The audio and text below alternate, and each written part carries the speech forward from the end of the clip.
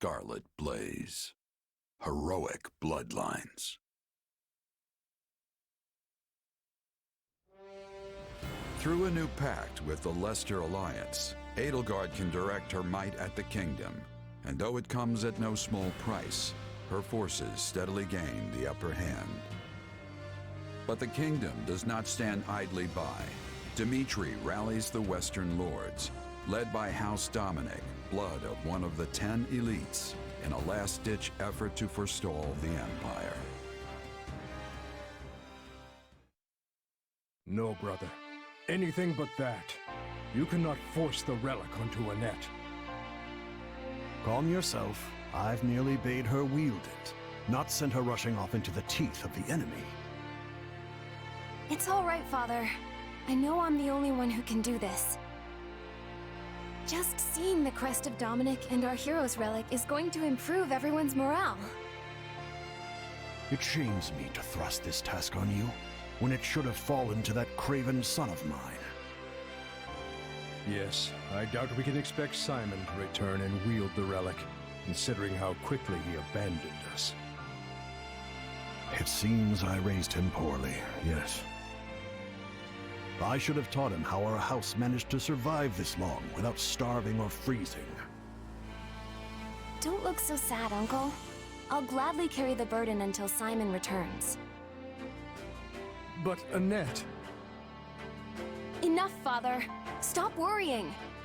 After all, this is nothing compared to what the soldiers are going through at the front. So many people are fighting and dying out there. Some of them my good friends. I'm not going to cower in safety while they struggle. Especially when I'm in the best position to help. Forgive me, Annette. If you sense any danger at all, child, promise me that you'll run. I couldn't bear to lose you. I know, Father. So let's just all do the best we can to keep our land safe.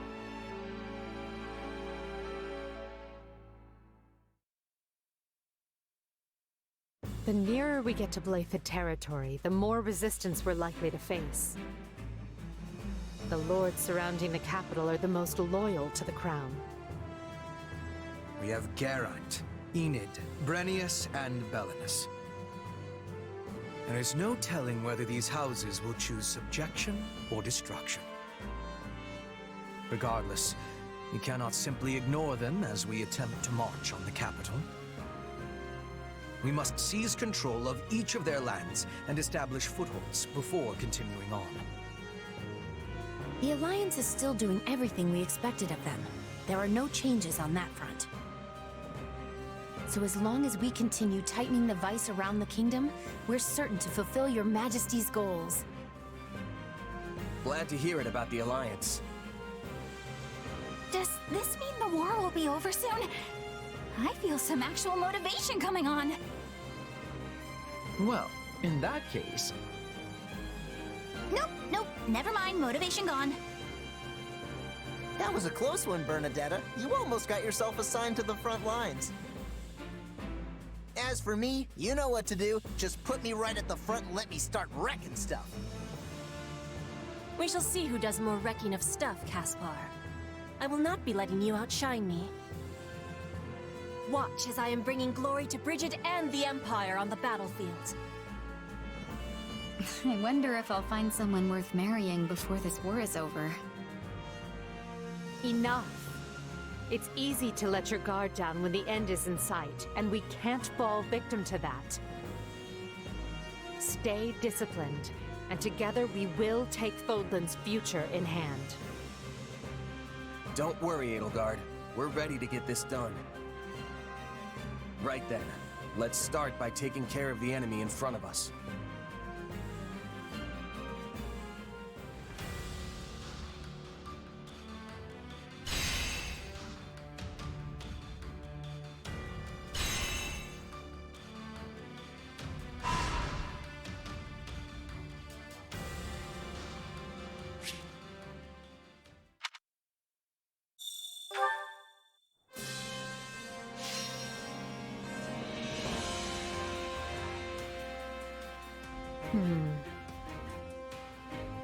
I have the most brilliant idea.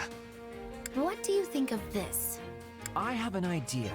What do you think of this? I will handle it. Shall we?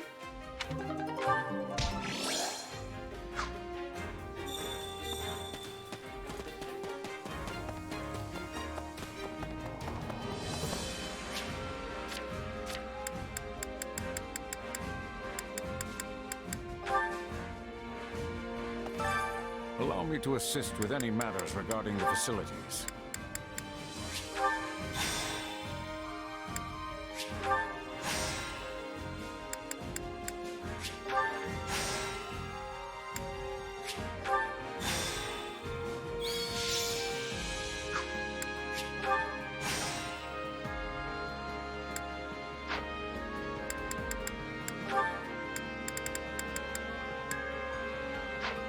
Let me know if I may be of further service.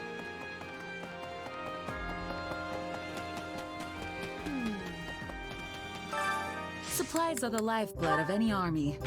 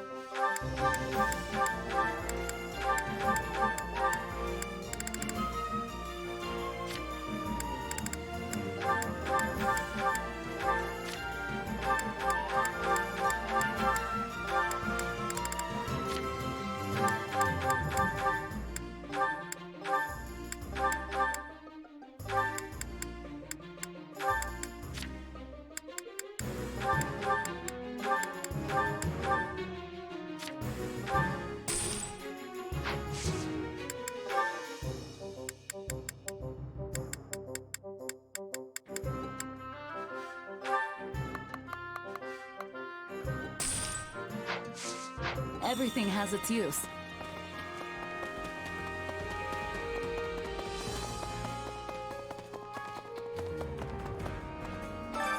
Allow me to assist with any matters regarding the facilities.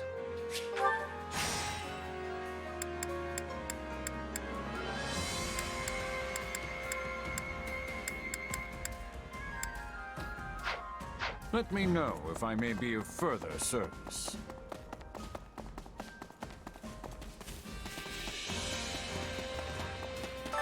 Supplies are the lifeblood of any army.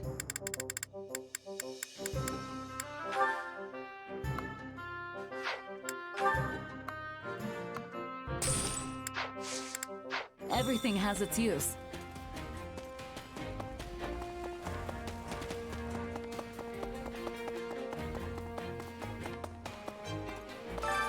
Allow me to assist with any matters regarding the facilities.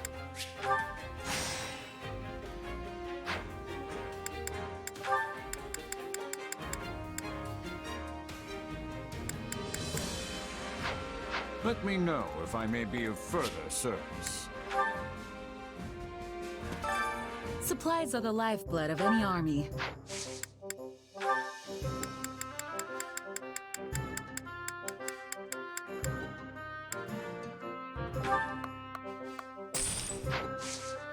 Everything has its use.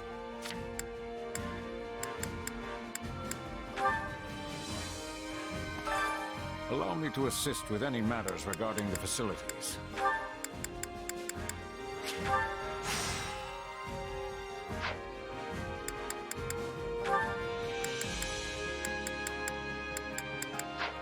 Let me know if I may be of further service.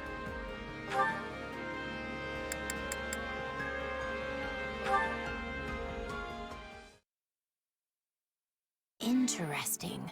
Her Majesty refrained from drinking tea today. A bit unusual, don't you think? I believe the last time that happened was 15 days ago. Ergo, we can conclude she tends to renounce the beverage when... Hey, remind me why I'm doing this again? What's the point of recording all this stuff? Why not just hang out with her? It is not stuff.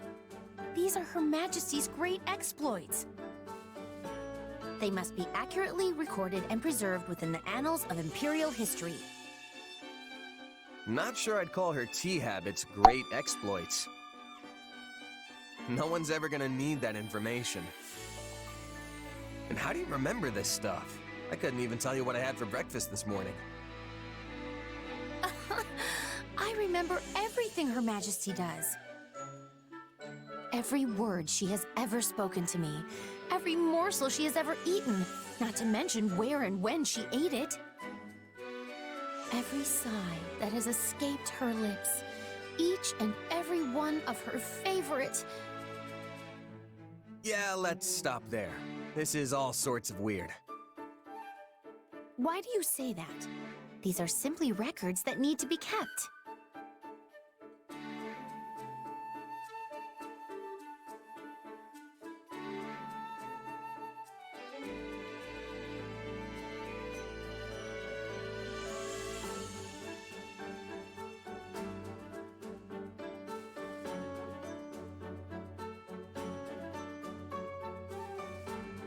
Just think about it for a minute. Have you ever read a book on Adrestian history that lists the number of times an emperor sighed? There has never been a historian with a memory like mine, nor one who could keep such accurate records. Until now. The sole reason I have this excellent memory is to ensure that Her Majesty's great exploits are documented properly. But if your memory's so good, then there's no reason for me to help, is there? Oh, but there is. Her Majesty places a great deal of confidence in you. She often engages you in conversation, and the two of you spend an insufferable amount of time together. As such, you're able to obtain information I could not otherwise verify on my own. There is nobody more qualified than you to assist me in this undertaking. All right, fine. I get that you're serious about all this. I don't mind lending a hand when I'm not busy, and there doesn't seem to be much harm in it. For Edelgard, anyway. Spoken like a true confidant of Her Majesty. How dependable of you. It's no wonder she trusts you more and more each day, even if it is maddening. And so, the time has come for me to grant you a very special privilege. I will permit you to devote yourself to Her Majesty as a sign of your undying love.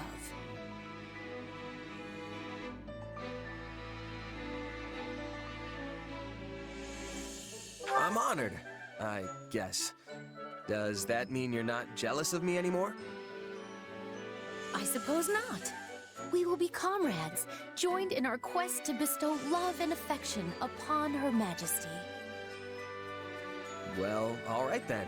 I wouldn't get your hopes up, though. I'm not really sure how I'd show my love for her, or if I'd even want to. Very well. You clearly still fail to appreciate the full extent of Her Majesty's charm. However, I am confident you will come to your senses the more you assist me. I hope that one day you will ascend and become a true admirer of Her Majesty. Yeah, you do that.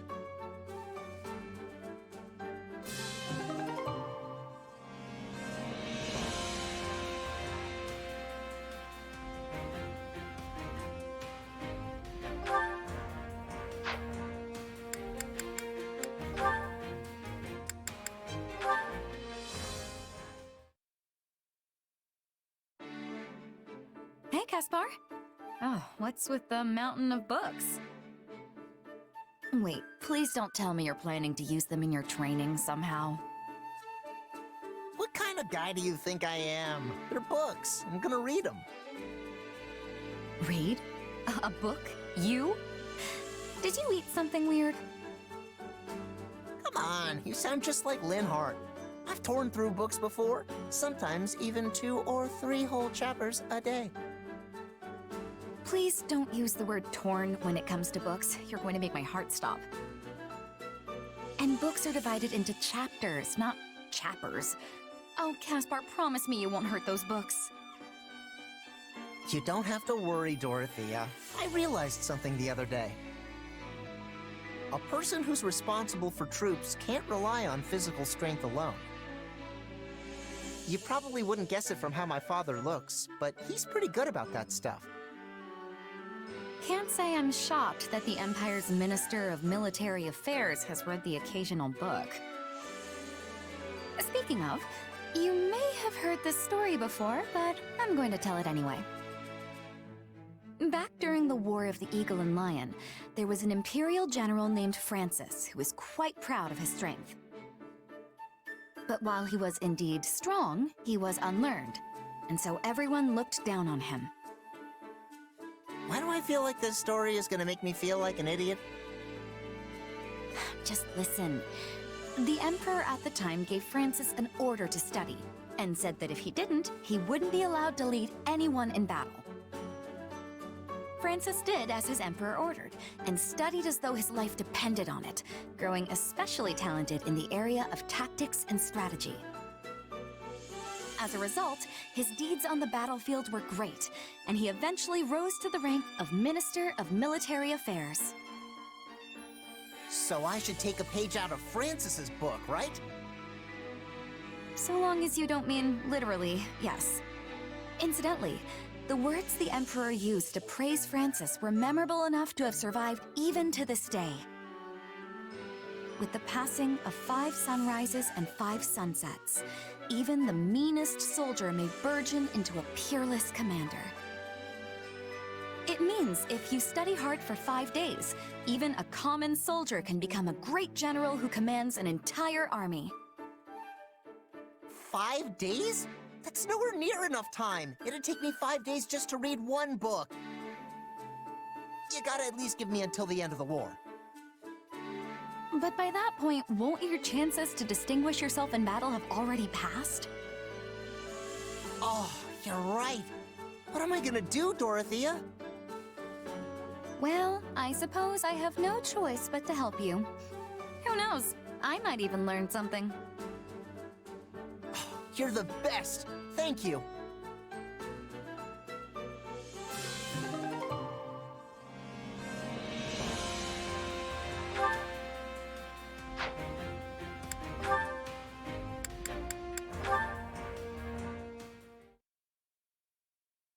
Another clear victory for the Empire in battle. You can surely guess who stole the show yet again. Our mercenary friend? Always a force upon the battlefield, that one. Their approach on the battlefield is exceptional, yet their curious power has also proved quite the boon. It is deeply fascinating, isn't it? Something beyond the principles of magic, and yet different from the power of crests. I might go so far as to say it veers close to the realm of dark magic, but I fear that's beyond my expertise. I am possessed of some small knowledge, yet still fail to understand the nature of that power. Then at present we can do nothing but throw our hands to the sky. And with that, I must be off. Oh? I thought you would be more curious about our mercenary ally. Would you truly raise the white flag merely because the matter lies outside your usual ken? What are you playing at, Hubert? If you want me to investigate a specimen, go ahead. Hook it and reel it in.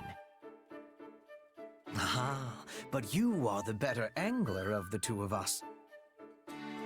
Furthermore, my method of hooking would complicate our relationship with so valued an ally. An inducement from your lips would ensure things proceed more smoothly. Well, this is becoming a hassle. Can't you push yourself to learn some new hooking strategies? Like, I don't know, one befitting the elegance of a true nobleman? Involving fancy tea, perhaps? A positively hair-raising notion. Please, do not speak it aloud again. Then maybe get in their face and pick a fight with them. You two could end up becoming fast friends. So you wish me to shout myself hoarse and swing my fists about like a common ruffian? I shall pretend I did not hear that suggestion. No?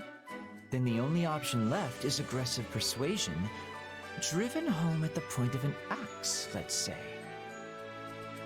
Linhardt, who in the world are you talking about right now? I should think there is no one quite so barbarous in our own army. Oh, I didn't have anyone particular in mind. I was just brainstorming new methods to ensnare our illustrious mercenary friend.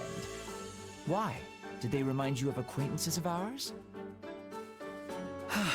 In any event, let us leave this sleeping dog where it lies.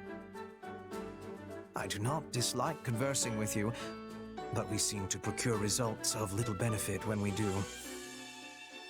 And with that, I have matters to attend to and must be off. Farewell. Until next time, Hubert.